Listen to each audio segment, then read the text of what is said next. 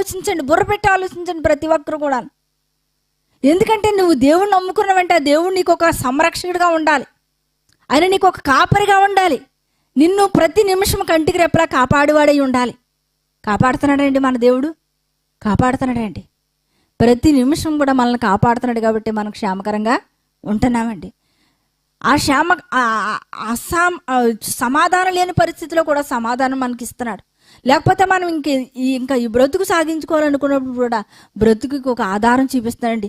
ఎందుకంటే ఒకవేళ మన బాధల్లో మన అనేకమైన పరిస్థితిలో ఇంకా అసలు ఎట్టి తోసలేని పరిస్థితిలో కూడా దేవుడు ఏం చేస్తున్నాడంటే మనకి ఏదో రకంగా మనకే కృప చూపిస్తున్నాడండి లేదండి, ప్రతి నిమిషం కూడా చూపిస్తున్నాడండి.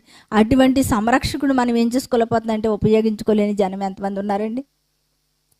కోట్లాది భక్తులు ఉన్నారు, కోటాను కోట్ల భక్తులు ఉంటున్నారు. కానీ దేవుని ఎంతమందికి దేవుడు సంరక్షకుడుగా ఉంటున్నాడు? ఎవరికి సంరక్షకుడు ఉంటాడు? నా గొర్రెలు నా స్వరం వింటాయి, అవి ఎప్పుడు కూడా నన్నే వెంబడిస్తాయి, నా గొర్రె కాంతి నా స్వరము విందో.